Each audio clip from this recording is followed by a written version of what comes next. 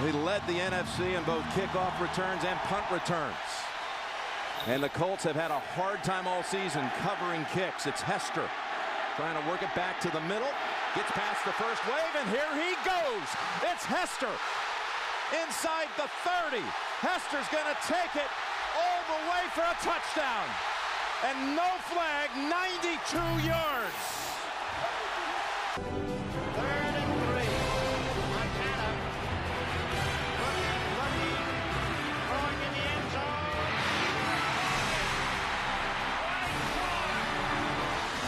Snap out of the gun. Oh, he tosses it right into the arms of Lawrence Guy. You gotta be kidding me. All right, back with another episode of Football Thursday here on Condog 209's YouTube channel. That is me, your host, and you must be wondering why this was uploaded late. And yeah, I had my own issues and all that shebang, and I just didn't have the opportunity to record. But that doesn't mean I don't got the opportunity to do it now. And yes, again, when we go to the NFL section, this will be uploaded after the Thursday night game is played. And yeah, we'll get to that later. But first things first, college football rankings. And the AP rankings finally caught up with me again. Again, I had these as my top 6 teams with the same 4 in the top 4 as the AP. The college football playoff rankings decided to go a different round and put Penn State over Clemson, and I just say that's okay. That's okay. I'm not going to punish Clemson until they lose because, well, what's the point of punishing winning, in my opinion? There's no point in that. And Penn State still has a potential Ohio State matchup later. And they have a potential loss this week, actually, as we head to the games of the week. But again, Oregon, have them jump into number 7. Oklahoma, I don't know why that people have them this low just because of that loss, and I don't know why, but that's just a different story there for me. Again, I don't think Oklahoma was that bad in that Kansas State loss. Kansas State is a respectable school, it was a away game. They've had a great game plan. All of that, but I don't know about that. But as you can see, I have a lot of Big Ten in here. The 15, 14, 13. Notre Dame is iffy, but Michigan and Minnesota and they're in there doing good. Actually, I'm more excited for the Ohio State-Michigan game now than I was week 3 or week 4 when they got thrashed by Wisconsin. I definitely think they've stepped up and played a lot better. Notre Dame, again, keeps showing their colors. Notre Dame is definitely who we thought they were. And that's who I thought they were last year. If you listen to my radio show on KWDC at Delta College 93.5, I argued that against that, and Ohio State keeps proving why they should have been in the playoff last year, because they did have Chase Young last year, and they also had Nick Bosa last year. Maybe, a national championship, a college football playoff might entice Nick Bosa and Chase Young to just dominate, and I mean dominate. And it would have been great, because here we had a pretty solid, the playoff got screwed up because it wasn't the 4 best teams. And this is why the whole outcry is coming out. It's because it didn't have the actual 4 best teams, and that's just because of some old school, insert your okay boomer meme here, Notre Dame bias. Notre Dame doesn't play in a conference in football for some reason. They play in the ACC for everything else, and everyone's like, if Notre Dame's undefeated, they're going to... No, they don't have any conference recruiting. It's a whole, recruiting issue about, Ohio State needs to recruit against the, Michigan, and Michigan got to recruit against Wisconsin and Penn State and all that, for conference play. Or, you get a cornerback who, let's say you get the 5th ranked cornerback and the 4th-ranked cornerback's kind of pissed off about it. So, the Oklahoma's going after the 5th best cornerback. Texas then gets the 4th best. He's like, hey, I'm better than this guy. I played him in against him also. I shut down the receivers way better. All of that. So, they get salty, recruiting but, Notre Dame, yeah, sure, they have rivals like USC, Michigan, but that definitely is not going to hold up as well as, going to a conference rival. It's like, hey, I'm going to beat up on you for the next 2 years. That's just how it goes, If Oregon don't want me, I'm going to Washington. If USC don't want me, I'm probably going to Stanford. If LSU don't want me, I'm going to Bama. If Bama don't want me, I'm going to Auburn. If Georgia don't want me, I'm going to Florida. If Miami don't want me, I'm going to Florida State. And what's the option with Notre Dame? Notre Dame don't want me. Okay. Like, yeah, they have rivals, but it doesn't work like that when you're not in a conference. It just doesn't. But that's besides the point. College football playoff rankings again. So, again, Notre Dame, I think, is overvalued as an independent. But in last year, if it was Ohio State, Oklahoma, Clemson, and Alabama, I think we wouldn't have just had one close game with Alabama, Oklahoma, with Clemson, Alabama being a blowout, and Clemson, Notre Dame being a blowout. I think Ohio State gives Clemson a tough enough competition to make Dabo Swinney have to work for it against Urban Meyer. And again, remember, the only 3 coaches to win the college football playoffs it was Urban Meyer, Nick Saban, Dabo Swinney, Nick Saban, Dabo Swinney. So, yeah, only 3 coaches have won the college football playoffs. It's helped crown a true champion. And if they would have had all 3 coaches in the same playoff at the same time, it would have been lit. L-I-T, lit. And yes, the College Football Playoff Committee is their own worst enemy. Anyone got that reference? Please get that reference. But, again, that's just my perspective on it. But for the most part, they did do their best. I mean, again, I would have rather had Clemson in there because, Trevor Lawrence is better than anyone, at least by last year's standards. And when he plays at... No, dude, his peak is better than anyone peaks at Penn State, and Dabo Swinney's peak is better than anyone at Penn State. That's just that. And Chase Young, phenomenal, all of that. But that's been a lot of talking, and that's been a lot of just me going on a rant here about something that shouldn't even bother me, but it does. But let's just get into the games to watch. So, games to watch, you got a lot of fun games here. We got some Big Ten and SEC. Not a whole lot from the other conferences, as the ACC is given nothing but garbage, and the Pac and garbage. But okay, so we got undefeated at undefeated. Penn State's gonna go all the way to Minnesota and play the Golden Gophers. That's going to be a fun game to watch. That is the morning, and then the afternoon, it is the game that everybody is going to watch. LSU at Alabama. This could be a 2 versus 3, a 1 versus 2, a 2 versus 4, depending how you rank it. But you know what? They're both undefeated in the same division. And again, it's in Tuscaloosa. I don't know about Tua Tagovailoa's health, because that could, sway the committee to go. If Tua isn't 100% healthy or close to it, they're going to use that against other teams and put them back into the college football playoff. But if he is around 90%, I say they don't use that as an excuse. And then next, it's not technically a night game or late. It's kind of starts like an hour or hour and a half later after the Bama LSU. I would suggest commercial breaking it and halftime, break it.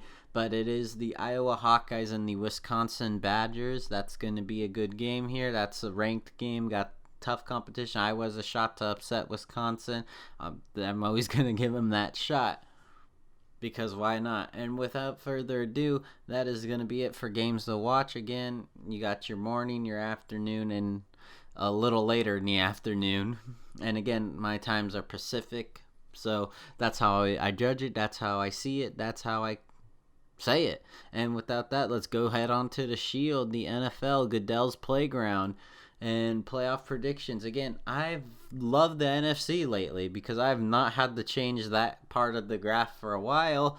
They've been so kind to have, bye weeks at the right time, lose at the right time, win at the right time. Just, I haven't had to move. I've had to move a couple on the AFC side, but nothing too drastic. I've still had to keep the teams. I just had to change their placements for the most part. But guess what? That's awesome. That's totally awesome for me.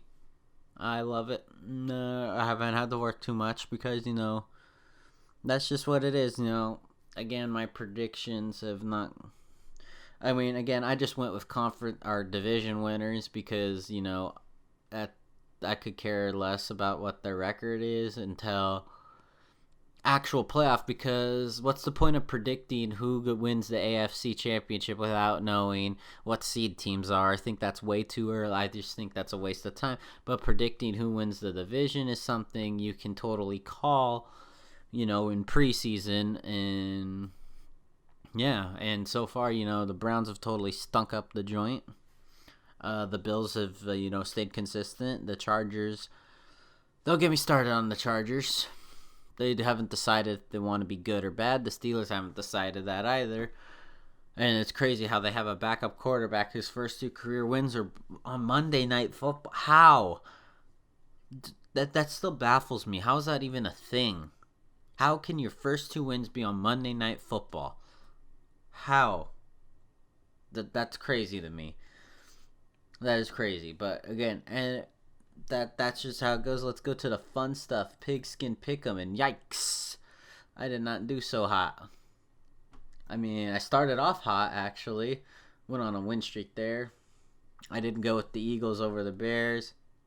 Well, let's start things first. Thursday Night Football, Niners, Cardinals, Texans, Jaguars. Again, I'm going to keep rolling with the Minshew pattern. Redskins, Bills, obviously Bills, Eagles, Bears, Panthers, Titans, went with that. And then I went on a losing streak. I picked the Colts over the Steelers. Yikes. I picked the Vikings over the Chiefs. Yikes. I picked the Jets over the Dolphins. Can you blame me there? And I picked the Lions over there. That was a very close game. Again, don't sleep on the Lions still because they can win. I went with Seattle over Tampa Bay, thank God. I gave the Browns the benefit of the doubt, and they failed me. And they failed their city of Cleveland. LeBron, please help. Broncos won there. Again, Chargers, what the hell? You'll see why in 2 seconds, actually. But the Patriots, Ravens, I'm not going to talk about that. Cowboys, Giants, the black cat on the field showed up, and I almost called the Cowboys score. But let's go take a look at next week, and there it is. Why I'm going to talk about the Chargers here is, again, I've talking about this after Thursday Night Football. I know, late to the party, whatever. But the Chargers, how are you going to beat Green Bay and then just lose to the Raiders the Thursday? Like, how are you going to do that? Decide if you're going to be good or bad, because I'm kind of sick of this. You got Melvin Gordon back. You got Austin Ekeler. Hunter Henry's back. You got Keenan Allen. You got Phillip Rivers. What more do you need on the offensive side of the ball? You got Joey Bosa on the defensive side. So don't give me anything. Just be good. How about that? And then, so I did predict the Chargers to win, but yikes, I'm off to a bad start. I got Saints over Falcons. You'll know why. Y'all know why. The Falcons have not been trustworthy at all this season. I got the Bills over the Browns because the Browns aren't trustworthy. I'm going to go Lions over Bears. I do not trust Trubisky this year or the Matt Nagy. I don't know the kicking game either. Don't know. Ravens, Bengals. Bengals definitely have a shot at the first pick now thanks to the Dolphins beating the Jets. So the Bengals are probably going to ride that train. Woo, woo, tanking for Tua. And then Chiefs, Titans, I'm going to roll with my homeboy and Hill boy and Andy Reid boy and Ed boy. Next up, it is the Battle of New York that they both lost to the Buffalo Bills anyway. So let's see who's the second best team in the state of New York. Giants, Jets, and I went with the Giants because I don't know about Le'Veon Bell's health issues and Sam Darnold seeing ghosts, but Daniel Jones has been very inconsistent as well too. So I think it's closer than the pigskin percentage suggests, because I did see the Jets, the potential the Jets can throttle decent teams. They can compete with decent teams, like when they throttled the Cowboys. It's just, do they want to play to their potential all the time? And I don't think they do. Cardinals, Buccaneers, and I'm going to roll with the Cardinals here, just off of, even if David Johnson doesn't go, I've seen Kenyon Drake just tear up a great San Francisco 49ers defense, so I think they're solid there. I think they've got their running back situation solved, barring injuries of Chase Edmonds and Kenyon Drake or David Johnson. They have a lot of options. They have a huge committee there that can all catch the ball and can run it and all the shenanigans they want to do. Colts, Dolphins. Okay, please don't mess this up again, Dolphins, but I'm going with the Colts here. Do you not know how to tank properly? Probably the game of the week for Fox. I'm pretty sure this would be Fox's game of the week. It is the Packers and the Panthers. Everyone loves themselves some Packers in this country. No matter how small of a city Green Bay's in, they've done fairly well in the NFL. And again, I'm going to roll with the Packers over Kyle Allen, but again, I'm a believer in Kyle Allen. I think Cam Newton's days are done. He won an MVP, got him to a Super Bowl, but it is time to move on in this offense. It is the McCaffrey, Kyle Allen era. And I'm going to roll with the Packers still, though. I think they do a comeback from that Chargers loss. Next up, it is the Rams and Steelers. And while the Rams have been inconsistent, they've decided to at least be a decent team. The Steelers haven't decided what they want to be yet, so I'm going to roll with the Rams. And next up, it is everybody's favorite team to watch on Sunday Night Football. It is America's team. It is the Dallas Cowboys, and they're going to be playing the Minnesota Vikings. And you know what? I'm going to roll with the Vikings here just because of Coach Clapp. That's about it here. Dallas is tremendous on talent-wise on defensive and offensive end, no matter if you think Prescott's average or great. I definitely think he's more average than great, but it's still good enough to get you to a Super Bowl. You don't need to be great to win a Super Bowl. Look at your boy Trent Dilfer. Look at Joe Flacco. You don't need to be great to win a Super Bowl. Brad Johnson. You don't. So, and they have talent all around. I think it's definitely going to be Jason Garrett's last year. Next up, Monday night may actually be more entertaining than Sunday night. It is the Seattle Seahawks and MVP candidate Russell Wilson going into San Francisco right before their bye week. They go take on the 8-0 Niners, and I got the Seattle Seahawks winning 35-31 as the Seahawks keep wanting to make Russell Wilson earn those paychecks, because I swear they have not been in any game that's close. Even their Bucks games are close. Like, the Seahawks have been in close games, and they are making him earn that check. And you know what? Money well spent, because they are on pace for a great playoff spot. If they win this Niner game and win the next one, they are going to take the division, and that's going to change the whole landscape. Money well spent. Russell Wilson, awesome. I'm going to ride him 35-31. That's going to be it for this week's episode. Thank you for being patient. Sorry for the delay. Probably won't happen again. Or will it? I don't know. But that is it for this week. Thanks for listening, and goodbye.